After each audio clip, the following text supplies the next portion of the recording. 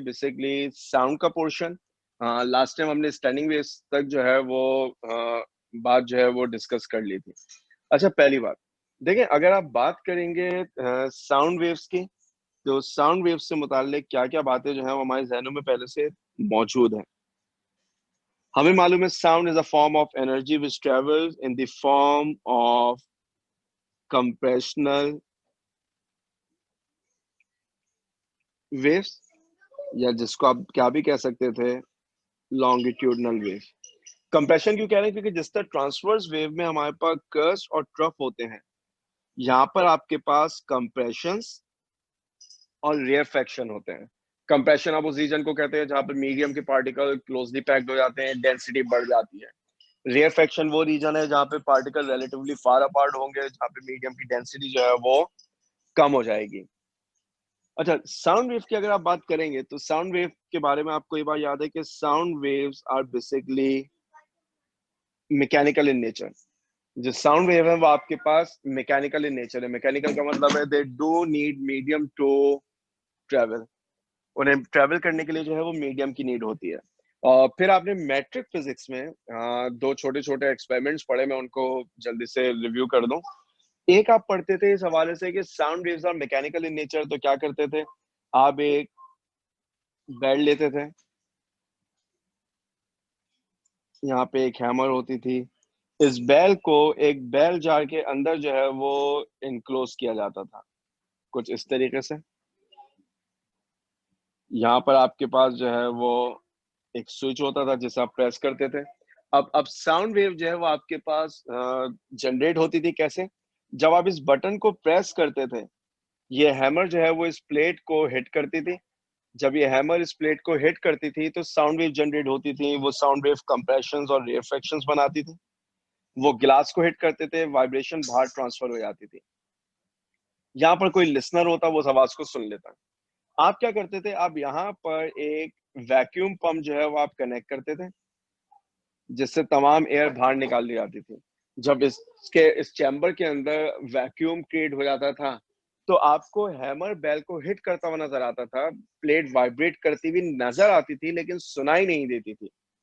ठीक, जिससे हमने साबित किया कि साउंड वेव को ट्रेवल करने के लिए एक मीडियम की जरूरत होती है। फिर आपने एक एक्सपेरिमेंट पढ़ा स्पीड ऑफ साउंड वेव के हवाले से, कि हमारे पास दो स्टेशन हैं, स्टेशन ए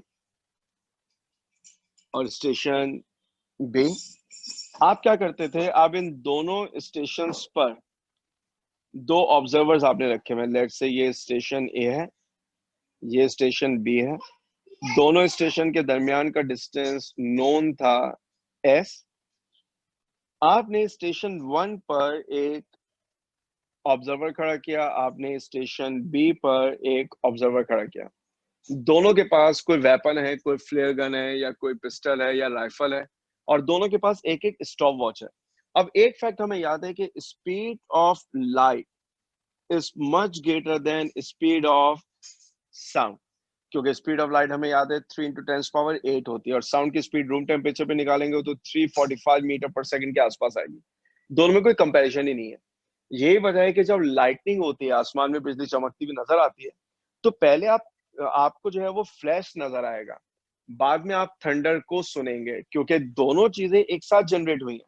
फर्क सिर्फ इतना है कि लाइट की स्पीड बहुत ज्यादा है तो आप उसे देख पहले लेते हैं, साउंड की स्पीड कम है, डिस्टेंस बहुत ज्यादा है, लिहाजा आपको वो देखने में जो है वो सुनने में जो है वो बाद में सुनाई देगी। ठीक, तब होगा ये कि जो इस ऑब्जर्वर स्टेशन बी पर है, इसके पास स्टॉप वॉच है। आपके पास ये वाला पर्सन जो ए पर मौजूद है, ये एक बुलेट फायर करेगा। ये बुलेट फायर करेगा, लिसनर भी टाइम नोट करेगा। जैसे ही उसने बुलेट फायर होने पे फ्लैश को देखा, उसने स्टॉप वॉच को स्टार्ट कर दिया। जैसी आवाज सुनी, स्टॉप वॉच को स्टॉप कर दिया। यानी वो टाइम है जो साउंड ने ट्रेवल होने के लिए लिया, वो कहलाएगा T1। अब एक्सपेरिमेंट रिपीट होगा। कैसे? अब रेड वाला जो ऑब्जर्वर है, ये बुलेट फायर करेगा। पर्पल वाले को जैसे फ्लैश नजर आएगा, he will start the stopwatch. The moment he hears the sound, he will stop the stopwatch. ये उस टाइम को नोट कर लेगा, that time will be T0। Ideal conditions में when there is no air resistance और air friction, दोनों time को एक दूसरे के बराबर होना चाहिए, T1 = T2। लेकिन अगर आप इमेजिन करें कि एयर जो है वो इस डायरेक्शन में जा रही है, तो क्या होगा, जो T1 है वो कम आएगा क्योंकि एयर साउंड को कैरी करेगी, और जो T2 है वो ज्यादा आएगा। और अगर आप इसका ऑपोजिट कर देंगे तो आपको वाइस वर्सा नजर आएगा। तो फिर इससे बचने के लिए हम करते क्या थे, हम एवरेज टाइम ले लेते थे। और एवरेज टाइम के लिए आप क्या करते थे, आप कहते थे T will be T1 plus T2 divide by 2। Distance हमें मालूम था, speed is given by distance over time, हम स्पीड निकाल लेते थे। ये एक छोटा सा एक्सपेरिमेंट था। फिर आपने एक चीज पढ़ी कि साउंड वेव कैसे जनरेट होती हैं। तो हम क्या करते थे, हम ये कहते थे कि अगर आप जो है वो कोई ढोल लें, और यहाँ पर आपके पास एक मेम्ब्रेन मौजूद है, एक मेम्ब्रेन यहाँ पर मौजूद है। जब आप इस मेम्ब्रेन को हिट करेंगे या बीट करेंगे तो ये वाइब्रेट करेगी। अच्छा, फर्स्ट कर लें यहाँ पे एयर पार्टिकल्स, एयर मॉलिक्यूल्स मौजूद हैं। इतने यूनिफॉर्मली डिस्ट्रीब्यूटेड नहीं है, मैं अज्यूम कर रहा हूँ कि डेंसिटी कांस्टेंट है, पार्टिकल डिस्ट्रीब्यूशन इज यूनिफॉर्म। होता क्या था, ये मेम्ब्रेन अंदर की तरफ जाती थी, सारे पार्टिकल अंदर की तरफ रश करते थे। जब ये मेम्ब्रेन बाहर निकलेगी तो कुछ ऐसी सूरत बनेगी, सारे पार्टिकल बाहर निकलेंगे। तो नतीजा निकलता था कि पार्टिकल की डेंसिटी यहाँ पे बढ़ जाती थी। इसी को हम नाम देते थे कंप्रेशन का।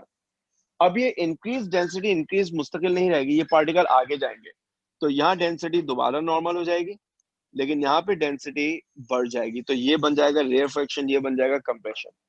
इस दौरान ये मेम्ब्रेन एक दफा दोबारा वाइब्रेट करके बाहर निकलेगी, तो अब ये पैटर्न चलता रहेगा और आपको series of compressions, rarefaction, compressions, rarefaction, compressions और रेयरफेक्शन जो है वो नजर आएंगे।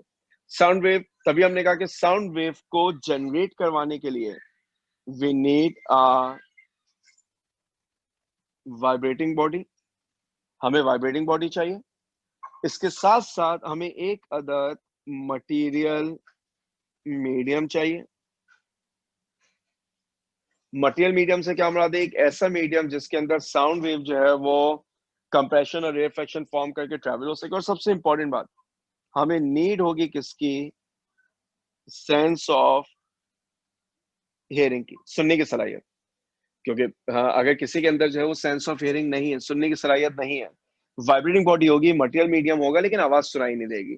तो साउंड वेव को जनरेट करने के लिए, प्रोपेगेट करने के लिए और डिटेक्ट करने के लिए हमें इन तीन चीजों का होना जो है वो बहुत जरूरी है हमारे लिए। वाइब्रेटिंग बॉडी, मटेरियल मीडियम और सेंस ऑफ हियरिंग। अब साउंड वेव से मुतालिक बहुत सारी छोटी छोटी डेफिनेशन देखिए, मेजर टॉपिक तो दो ही है साउंड के अंदर, एक Newton's formula for speed of sound wave है और एक आपके पास डॉपलर फैक्टर। लेकिन चैप्टर के अंदर ना साउंड से रिलेटेड छोटी छोटी डेफिनेशंस बहुत है, पहले उनको कवर कर लेते हैं ताकि फिर हम मेजर टॉपिक एक साथ डिस्कस कर लें। देखिए, पहली चीज, साउंड वेव की वो फ्रीक्वेंसी जो ह्यूमन ईयर सुन सकता है, उस फ्रीक्वेंसी को हम नाम देते थे किसका, ऑडिबल रेंज का। और वो जो ऑडिबल रेंज है वो आपके पास होती थी 20 हर्ट्ज से 20,000 हर्ट्ज। ठीक, इस 20,000 हर्ट्ज को कुछ किताबों में जो है वो सिर्फ क्या लिख देते हैं, 20 किलो हर्ट्ज। ये कहलाती है ऑडिबल रेंज। वो फ्रीक्वेंसी वो फ्रीक्वेंसी जो ह्यूमन एयर जो है वो सुन लेगा, डिटेक्ट कर लेगा, वो ऑडिबल कहलाएगी और उसकी रेंज है वो 20 से 20,000 होती है। हर वो आवाज जो 20 से आपके पास कम होगी, उस आवाज को हम नाम देते हैं इंफ्रासोनिक।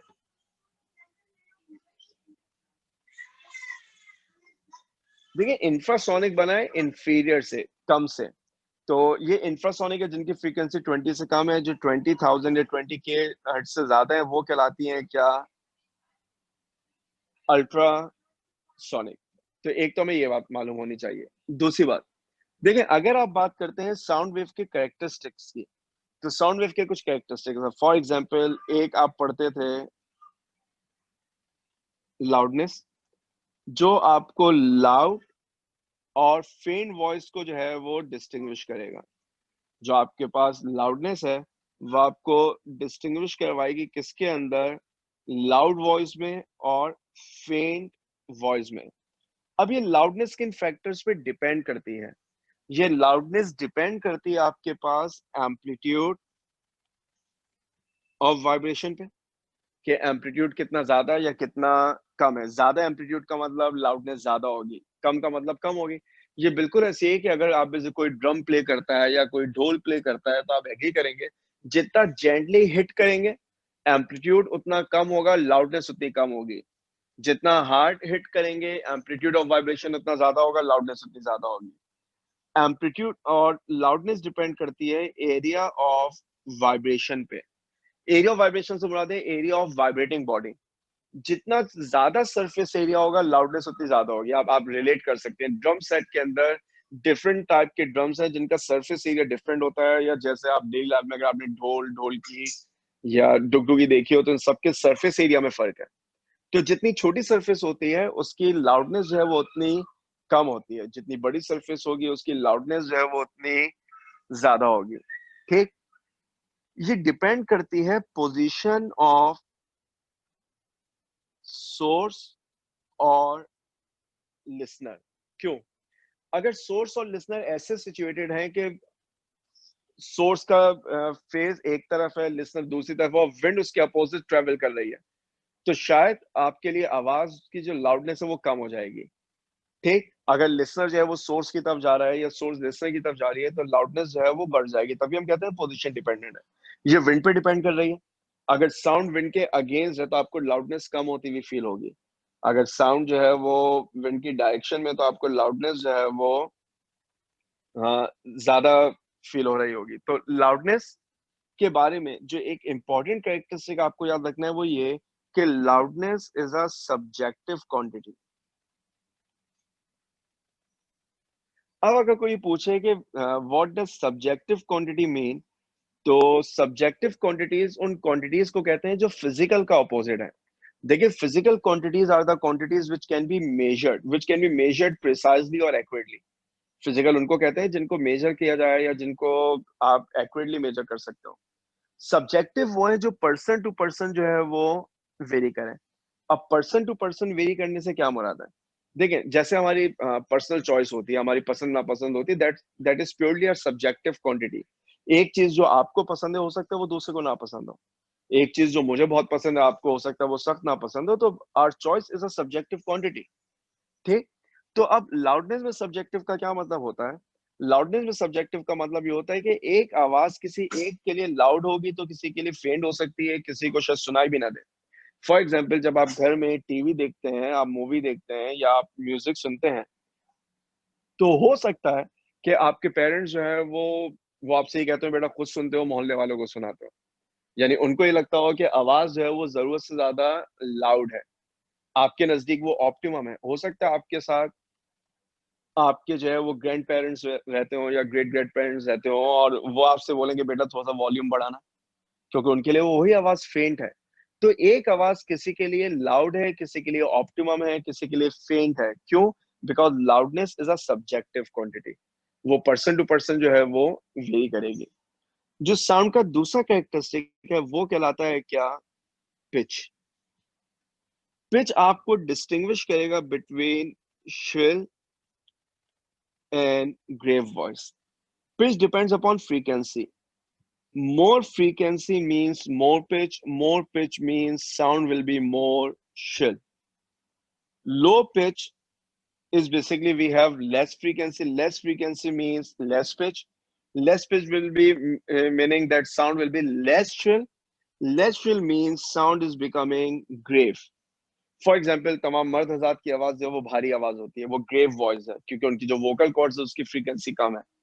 जो खवातीन है उनकी आवाज श्रिल है। आप बर्ड्स को देखें, उनकी आवाज श्रिल है। श्रिल का मतलब है फ्रीक्वेंसी ज्यादा है।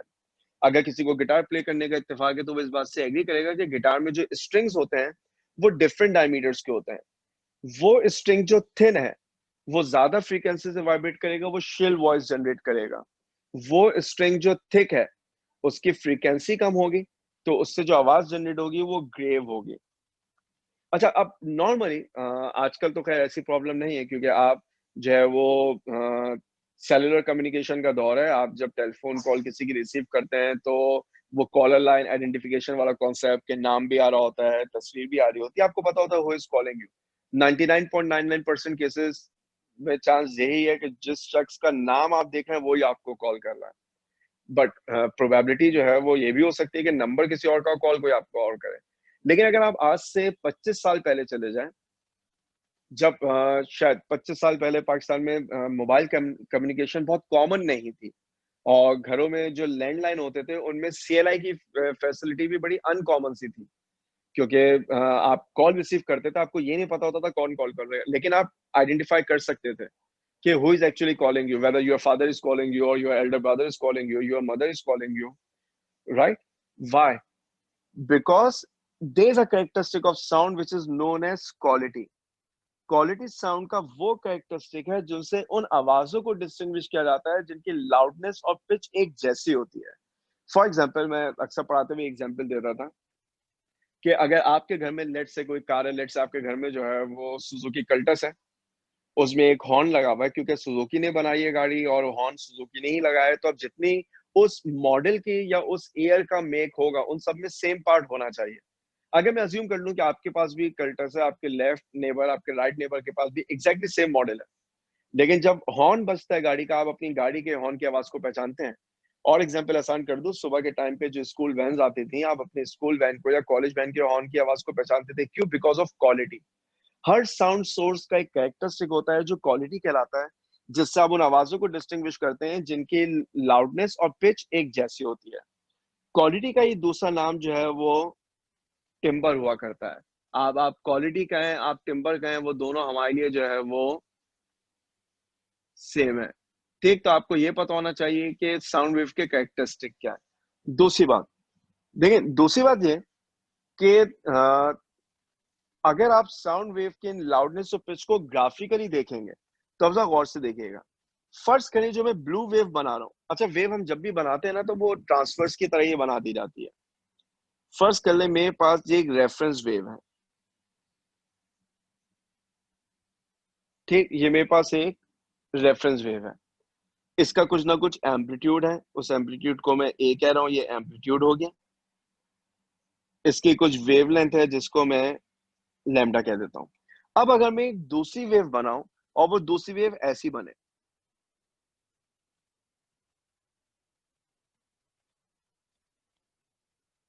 तो आप एग्री करेंगे कि वेवलेंथ पे कोई फर्क नहीं पड़ा, टाइम पीरियड पे कोई फर्क नहीं पड़ रहा, फ्रीक्वेंसी भी सेम है, सिर्फ फर्क पड़ रहा है किसके अंदर? एम्पलीट्यूड के अंदर।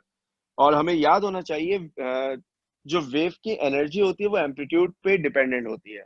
एम्पलीट्यूड बढ़ाने का मतलब है एनर्जी बढ़ जाएगी, एम्पलीट्यूड कम होने का मतलब है एनर्जी जो है वो कम हो जाएगी। तो जब आपने एम्पलीट्यूड बढ़ा दिया, एनर्जी ऑफ वेव जो है वो बढ़ जानी है, ठीक, इसका मतलब लाउडनेस बढ़ जाएगी।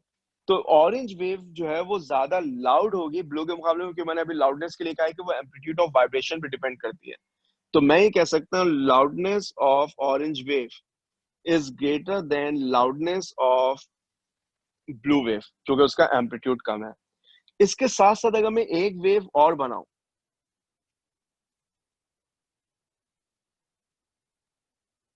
ये रेड वेव, तो आप एग्री करेंगे कि इसका एम्पलीट्यूड भी कम हो गया और इसका जो है वो, लेकिन इसकी फ्रीक्वेंसी बढ़ गई। इसका मतलब है जो रेड है इसकी लाउडनेस ऑरेंज के मुकाबले में तो क्या हो जाएगी? कम। लेकिन अगर आप रेड की पिच की बात करेंगे तो रेड की जो पिच है वो ऑरेंज के मुकाबले में ज्यादा होगी, क्योंकि रेड की फ्रीक्वेंसी ज्यादा है। तो हम ग्राफ देख के इस पोजीशन में हो कि हम डिटेक्ट कर सकें कि ग्राफ एक्चुअली किस किस्म की इंफॉर्मेशन को रिप्रेजेंट कर रहा है, कि लाउडनेस बढ़ रही है या पिच बढ़ रही है। इसी तरीके से अगर आप बात करते हैं इनकी लाउडनेस की, पिच की, कि ग्राफ देख के आप अंदाजा लगा लें कि किसकी लाउडनेस ज्यादा है, किसकी पिच ज्यादा है। ग्राफिकल रिप्रेजेंटेशन से एक बात और पता चलती है। फर्ज करें अगर मैं आपको एक वेव पैटर्न ऐसा बना के दूं,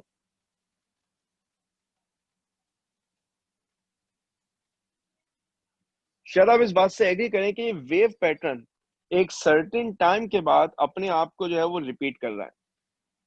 ये वेव पैटर्न एक सर्टेन टाइम के बाद अपने आप को रिपीट कर रहा है। ऐसी साउंड को हम नाम देते थे क्या? Musical sound. म्यूजिकल साउंड में फ्रीक्वेंसी जो है वो पीरियोडिक हुआ करती है। पीरियोडिक इन द सेंस कि एक सर्टेन टाइम के बाद आपको नजर आएगा कि फ्रीक्वेंसी जो है वो या वेव पैटर्न जो है वो अपने आप को रिपीट कर रहा है, पहली बात। दूसरी बात, अगर आप जो है वो इसके बरखिलाफ देखें, इसके बरखिलाफ का मतलब है कि जब आपके पास पैटर्न कुछ ऐसा नजर आ जाए,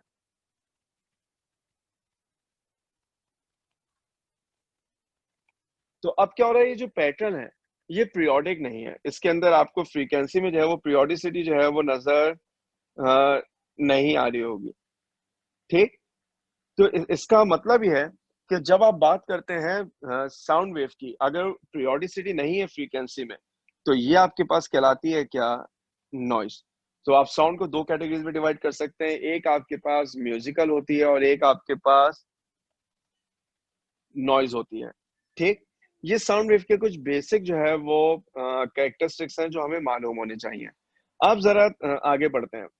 अगर आप लाउडनेस की बात करते हैं, तो लाउडनेस के बारे में हमने एक बात कही थी, वो एक बात हमने ये कही थी कि loudness is a subjective quantity. और सब्जेक्टिव का मतलब ये होता है कि ऐसी क्वांटिटी जिसको जो है वो मेजर ना किया जा सके।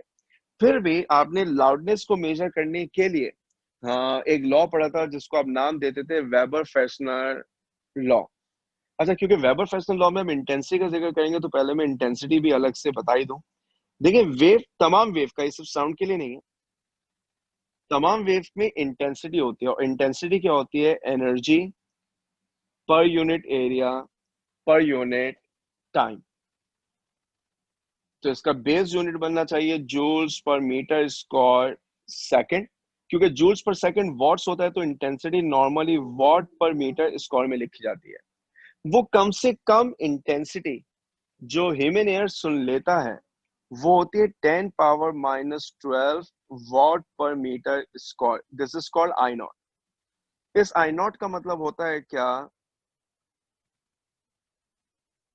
Intensity of faintest Audible sound. I nought का मतलब हमारे लिए क्या होता है, आई नॉट का मतलब हमारे लिए होता है intensity of faintest Audible sound. अगर आप नॉर्मल कन्वर्सेशन की बात करेंगे तो नॉर्मल कन्वर्सेशन की इंटेंसिटी होती है 10⁻⁻6 वॉट पर मीटर स्क्वायर। मैंने यहाँ पे एक टेबल जो है वो अटैच कर दिया जिसमें कुछ इंटेंसिटीज जो है वो ऑलरेडी मौजूद है, जहन में रहे, बहुत अच्छी बात है कि जब नॉर्मल कन्वर्सेशन है तो वो 10⁻⁻6 है। अगर आप जो है वो वीकेंड साउंड हर्ट की बात करते हैं तो फेंटेस्ट ऑडिबल है वो 10⁻⁻12 है। ठीक, अच्छा, जो ह्यूमन ईयर के लिए पेन थ्रेशोल्ड है, पेन थ्रेशोल्ड, ये वो लाउडेस्ट साउंड है, जब आप सुनेंगे तो आपके कान जो है वो दर्द महसूस करेंगे। वो इंटेंसिटी होती है 10⁻0 वॉट पर मीटर स्क्वायर, जिसको हम 1 वॉट पर मीटर स्क्वायर कहते हैं। इस टेबल में मौजूद नहीं है इसलिए मैं खास तौर पे बता रहा हूँ कि 10⁻0 जो है, ये 10⁻0 कहलाता है वॉट पर मीटर स्क्वायर। 10⁻0 का मतलब 1 वॉट पर मीटर स्क्वायर है। पेन थ्रेशोल्ड नॉर्मली जो फाइटर जेट होते हैं वो जो साउंड जनरेट करते हैं वो आपके पास जो है वो पेन थ्रेशोल्ड पे होती है। ठीक, अच्छा, अब अगर आप लाउडनेस को मेजर करना चाहते हैं तो आपने एक लॉ पढ़ा था जिसको आप नाम देते थे क्या, वेबर फ्रेशनर लॉ। देखें, अगर आप बात करते हैं वेबर फ्रेशनर लॉ की, तो वेबर फ्रेशनर लॉ क्या कहता था कि loudness of sound is directly proportional to logarithm of intensity. फिर आपने कहा था कि L is equal to K times log of I. जब प्रोपोर्शनैलिटी को इक्वालिटी में कन्वर्ट करते थे आप एक कांस्टेंट लगाते थे। फिर आपने इस आई को रिप्लेस कर दिया था आई नॉट से। आई नॉट का मतलब है फेंटेस्ट ऑडिबल साउंड। तो अगर आई नॉट का मतलब intensity of faintest Audible sound है, तो फिर यहाँ पर होना चाहिए एल नॉट, यानी loudness of faintest Audible sound. अब अगर मैं इन दोनों को कंपेयर करना चाहता हूँ, तो इन दोनों को कंपेयर करने में आप क्या करते थे, एल माइनस एल नॉट, और फिर अल्टीमेट इक्वेशन बनती थी के time log I over I not. यहाँ पर एक छोटी सी बात याद दिला दूं कि लॉग की कुछ प्रॉपर्टीज होती थी। अगर लिखा हुआ लॉग ए ओवर बी तो इसका मतलब होता है लॉग ए माइनस लॉग बी। अगर लिखा हुआ लॉग ए बी तो इसका मतलब होता है लॉग ए प्लस लॉग बी। अगर किसी नंबर का लॉग है उसकी पावर है तो पावर लॉग से पहले लिख दी जाती है। ये लॉग की कुछ प्रॉपर्टीज हैं। मैंने उन्हीं को इस्तेमाल करके इसे k log i over i not बनाया। ये जो L माइनस एल नॉट है, ये L माइनस एल नॉट कहलाता था intensity level k log i over i not. ये इंटेंसिटी लेवल मेजर किया जाता था बेल में, और जब आप इसको बेल में मेजर करना चाहते हैं तो इसको बेल में मेजर करने के लिए आप जो है वो कुछ कंडीशंस अप्लाई करते थे। अगर मुझे इंटेंसिटी को बेल में मेजर करना है तो k को 1 रखा जाता था, log i over i not. तो फॉर्मूला सिर्फ ये था, log i over i not. फिर वो अक्सर कहते थे कि डिफाइन वन बेल। तो वन बेल कब होगा? जब k की वैल्यू 1 होगी और i जो है वो 10 टाइम्स ऑफ आई नॉट होगा। शायद आपको डेफिनेशन याद आया, आप फर्स्ट ईयर में पढ़ते रहे। One bel is intensity level of a sound when k is 1 and intensity of sound is 10 times the intensity of faintest audible sound। अगर faintest audible sound की इंटेंसिटी का 10 टाइम इंटेंसिटी हो जाए तो intensity level 1 bell कहलाता है। Bell एक बड़ा यूनिट है, लिहाजा हम एक छोटा यूनिट इस्तेमाल करते थे। क्या? अब वो था डेसी बेल, और डेसिबल में रिलेशन वही है, 1 बेल इज 10 डेसिबल। तो P equal 10 log of I over I not. अब इससे रिलेटेड एग्जाम में जो है वो न्यूमेरिकल फर्स्ट ईयर में बिल्कुल आते रहे, आपकी शायद जहनों में भी हो। हम एमसीक्यूज के हवाले से देखते हैं। अगर आपसे कहा जाए कि आप इंटेंसिटी लेवल निकालिए एक ऐसी आवाज का जिसकी इंटेंसिटी है 10 पावर माइनस 6 वॉट पर मीटर स्क्वायर, तो अब जरा देखें वर्किंग होगी कैसे। आप लिखेंगे P equal 10 times log I over I not. 10 times log I की जगह आ जाएगा 10 पावर माइनस 6, I नॉट की जगह आएगा 10 पावर माइनस 12। 10 टाइम्स लॉग ये बनेगा माइनस 6 प्लस 12। बेसिक अलजेब्रा है कि अगर आपके पास डिनोमिनेटर में पावर नेगेटिव है तो न्यूमरेटर में जाके प्लस हो जाएगी, क्योंकि बेसिस सेम है तो पावर्स ऐड हो जाती हैं। तो माइनस 6 प्लस 12 ये बनेगा 10 लॉग 10 पावर 6। अब यहाँ पर मैं लॉग की तीसरी वाली प्रॉपर्टी लगा रहा हूँ, लॉग a पावर b। अगर किसी भी नंबर का लॉग है उसकी पावर है तो पावर लॉग से पहले, ये बन जाएगा 10 इंटू 6 लॉग 10। अच्छा, लॉग 10 जो है वो 1 होता है, ठीक। लॉग 10 जो है वो आपके पास 1 होता है, तो हमारे पास आंसर क्या आ जाएगा? 60 डेसिबल। तो ये हमारे पास जो है वो आंसर हो गया। आप 60 डेसिबल कहें या आप 6 बेल कहें, डजंट मेक एनी डिफरेंस। अगर एमसीक्यूज में आएगा तो आप ऑप्शन देख के फैसला कर लेंगे कि आपने बेल यूज करना है या डेसिबल यूज करना है। अब देखिए, अगर एप्टीट्यूड में ये क्वेश्चन आता है तो मेरा ये ख्याल है कि आपका जो है वो जैकपॉट लग गया। आप तो सिर्फ क्वेश्चन देख के जवाब बता सकते हैं, सिर्फ रूल याद कर लें। देखिए, इस पूरी वर्किंग में जो सबसे इंपॉर्टेंट स्टेप था वो ये वाला था, जो कि हमेशा होना है। यानी न्यूमरेटर में जो भी पावर होगी उसमें आप 12 ऐड करेंगे, और 12 ऐड करके आपके पास 60 आंसर आया, 6 आंसर आया, जिसको आपने 10 से क्या किया? मल्टीप्लाई। तो मैं जो ना इसको समराइज कर देता हूं। अगर मुझे इंटेंसिटी लेवल से डेसिबल चाहिए तो जो भी इंटेंसिटी की पावर होगी मैं उसमें करूंगा प्लस 12, प्लस 12 के बाद जो भी आंसर आएगा उसे करूंगा मल्टीप्लाई बाय 10। अब चेक करें, एक ऐसी आवाज जिसका इंटेंसिटी 10 पावर माइनस 7 वॉट पर मीटर स्क्वायर है, अगर मुझसे कहा जाए इसका इंटेंसिटी लेवल निकालो तो मेरे पास डायरेक्टली आंसर आ जाएगा 50 डेसिबल। क्यों? -7 में प्लस 12 करेंगे 5 आएगा, 5 बेल और 50 डेसिबल। ये आपके पास डायरेक्टली क्या बन जाएगा? आंसर। अब अगर आप इस टेबल को देखें तो आप वेरीफाई कर सकते हैं। जब मेरे पास इंटेंसिटी, अगर आप रस्लिंग ऑफ लीफ को देखें 1 एक्सपोनेंट -11, तो -11 में प्लस 12 करेंगे 1 आंसर आएगा, यानी आंसर शुड बी 1 बेल और 10 डेसिबल। टेबल में देख लें 10 डेसिबल है।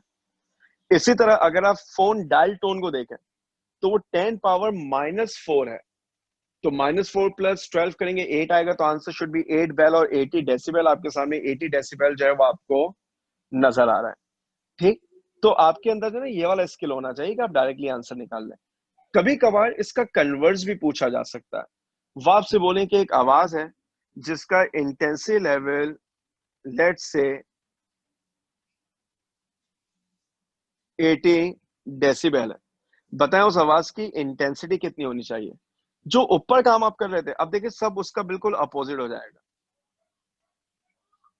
मल्टीप्लाई बाय 10 कर रहे थे तो डिवाइडेड बाय 10 करेंगे, प्लस 12 कर रहे थे -12 करेंगे, तो क्या मतलब हुआ, 80 डेसिबल है, डिवाइडेड बाय 10 करेंगे तो क्या आंसर आ जाएगा, 8। और फिर जब -12 करेंगे तो क्या आंसर आ जाएगा, -4। यानी intensity should be 10 power -4 what पर मीटर स्क्वायर। वेरीफाई कर लें इसी टेबल से। जहां पर 80 डेसिबल है उसके अगेंस्ट अगर आप देखें तो आपको इंटेंसिटी कितनी नजर आ रही है, 10 पावर -4 की। तो आपके अंदर जो है ना ये वाला आर्ट होना चाहिए कि आप जो है वो डायरेक्टली आंसर निकाल सके, आपको इतनी सारी जो है वो कैलकुलेशन ना करनी पड़े।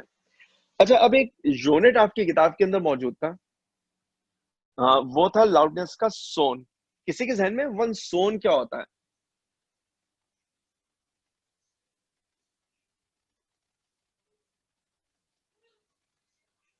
जी, अगर आप में से कोई बताना चाहे कि वन सोन क्या होता है तो आप बिल्कुल बता सकते हैं।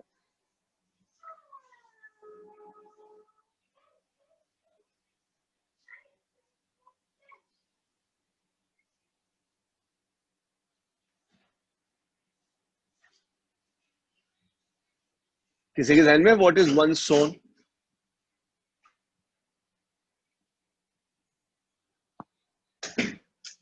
चलो मैं ही आपको जो है वो याद दिला देता हूँ। हम पढ़ा करते थे, बल्कि कोई बताना चाह रहा है। जी शायद।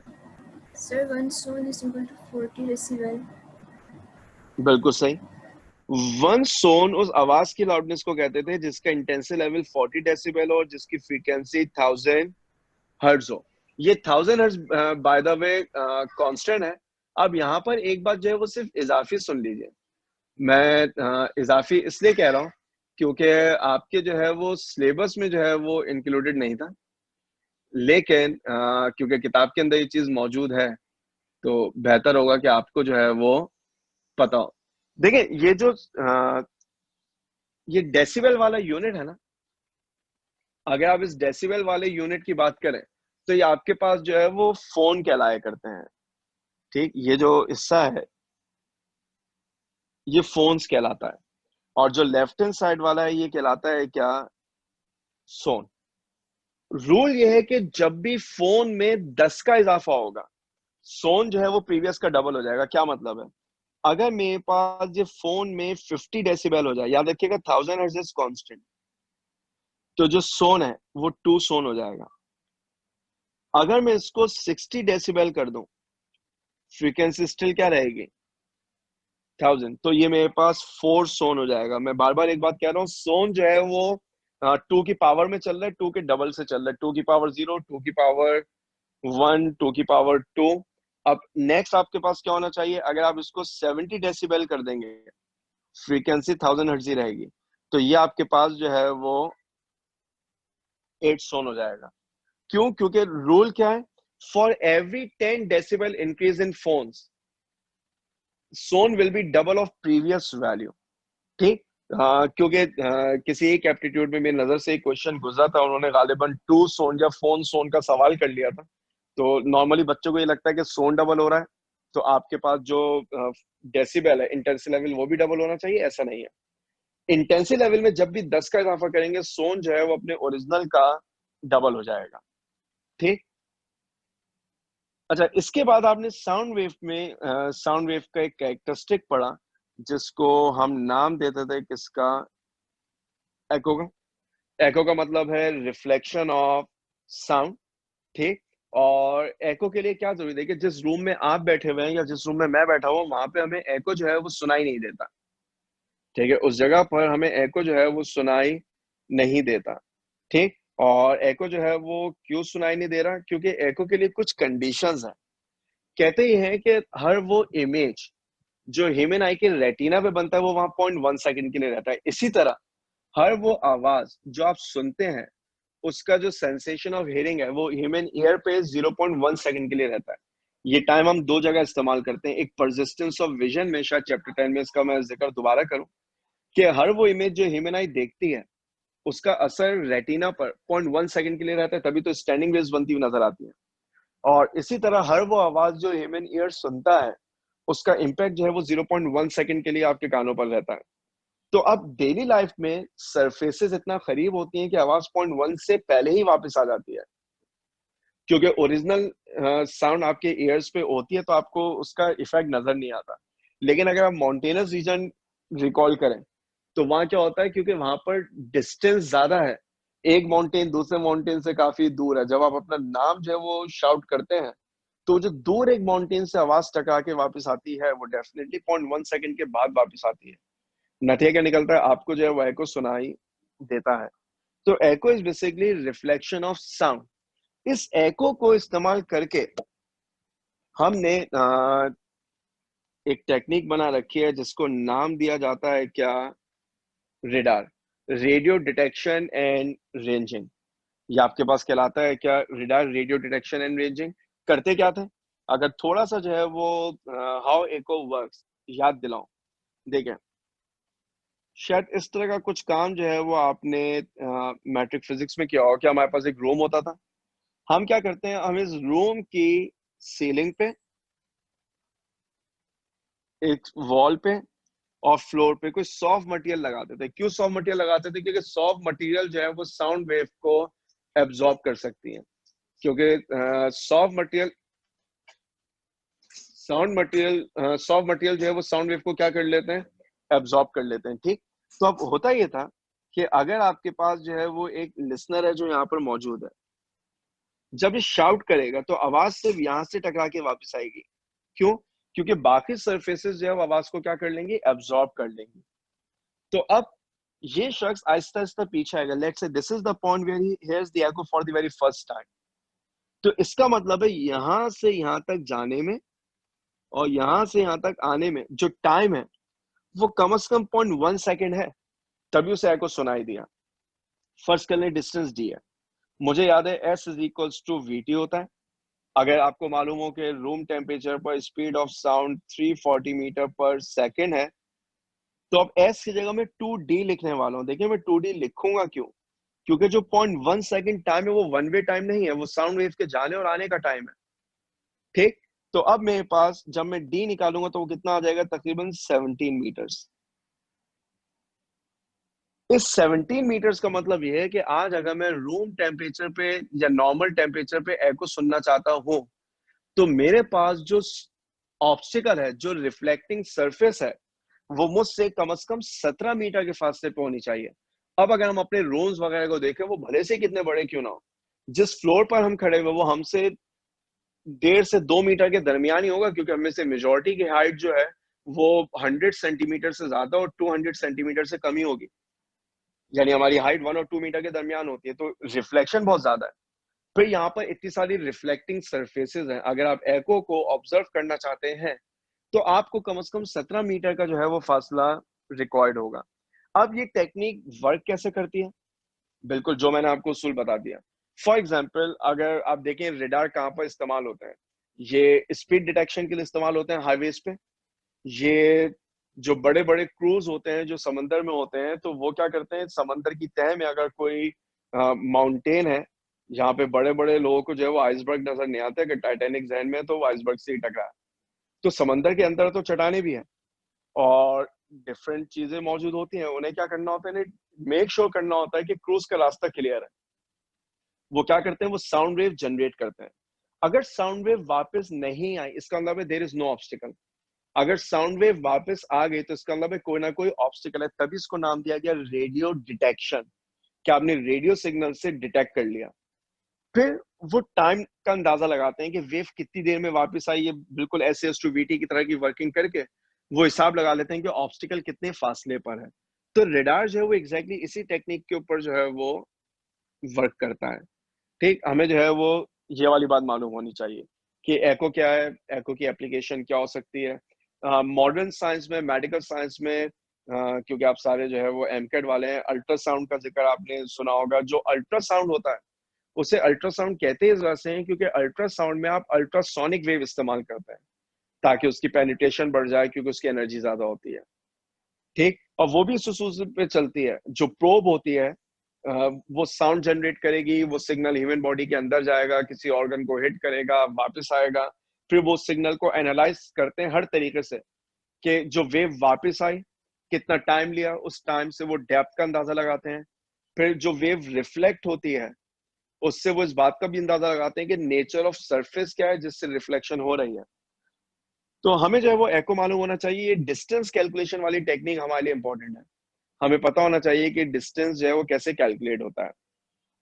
अब इसके बाद जो हमारा पहला मेजर टॉपिक हमें यहाँ पे डिस्कस करना है वो है Newton's formula for speed of sound wave. वो हम डिस्कस करेंगे। मैंने आज के लेक्चर में जो कुछ बताया, किसी के जहन में अगर इस हवाले से कोई कंफ्यूजन है तो आप जो है वो बिल्कुल पूछ सकते हैं।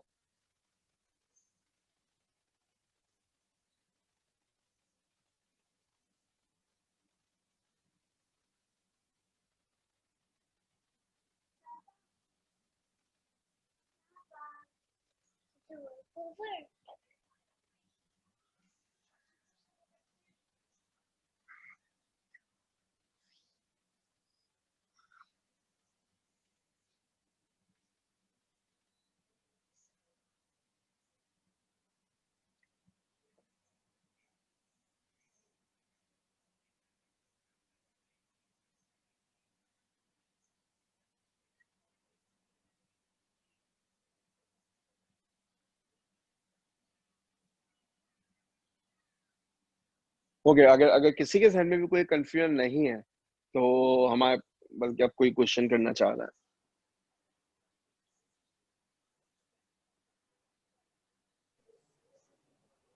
जी तुम। हेलो।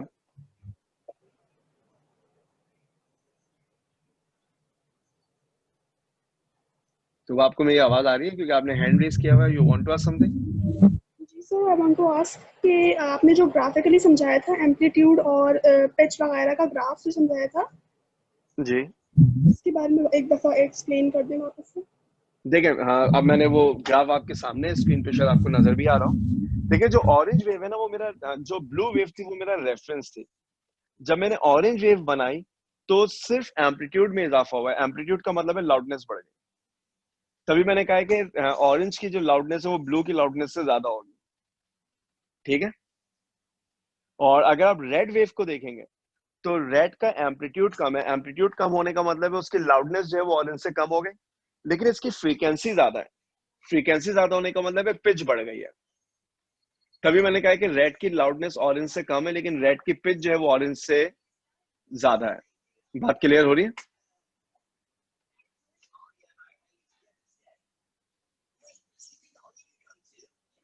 और उसके बाद मैंने वो म्यूजिकल और नॉइज बताया। म्यूजिकल का मतलब है कि पैटर्न अपने आप को जो है वो रिपीट करेगा, और नॉइज का मतलब है कि वो रैंडम होगा, वो बड़ा एब्रप्ट किस्म का होगा, आप कोई लिंक नहीं बना पाएंगे।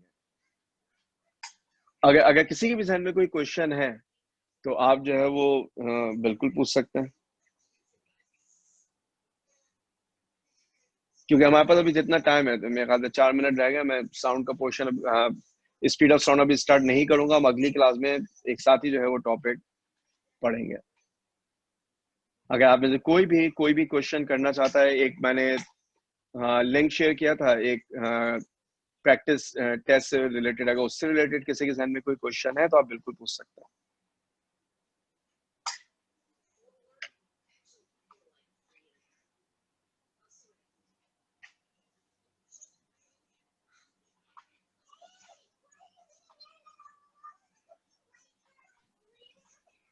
जी मुंता।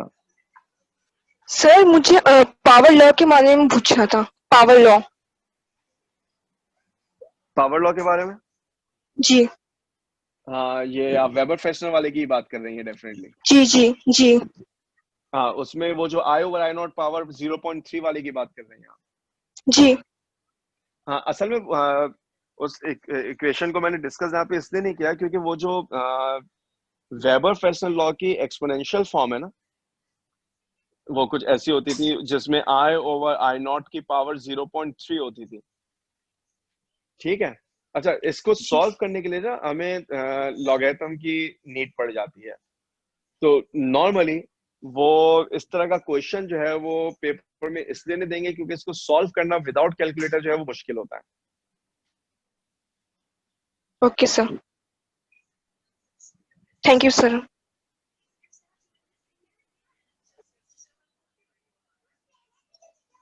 अच्छा, इसके हवाले से एक बात सुनने, अगर पेपर में कभी ये वाली फॉर्म इस्तेमाल करने के लिए, वैसे मेरा तो नहीं ख्याल अगर आ गई तो हमें इसे सॉल्व करने के लिए ना लॉग इस्तेमाल करना पड़ेगा, ठीक है। और जब आप लॉग इस्तेमाल करेंगे तो फिर उसको फाइनली जो है वो आपके लिए सॉल्व करना थोड़ा सा जो है वो मुश्किल हो जाता है। अगर किसी क्लास में हमारे पास इतना टाइम हुआ कि हम उसे यूज कर सकें इस तरह के टॉपिक के लिए, तो मैं बिल्कुल एक क्वेश्चन इससे सॉल्व करके आपको दिखा दूंगा। ठीक, अगर किसी और के जहन में कोई कंफ्यूजन नहीं है तो इंशाल्लाह we will resume in next class with the topic Newton's formula for speed of sound wave. तो होपफुली मैं नेक्स्ट क्लास में न्यूटन्स फार्मूला पढ़ाऊंगा और शॉक वेव्स पढ़ाऊंगा। अगर आप खुद कुछ रिव्यू करना चाहें तो आप बिल्कुल रिव्यू कर लीजिएगा, ताकि जब मैं पढ़ा रहा हूं तो चीजें आपके जहन में आती रहे। ठीक, now we will resume in next class.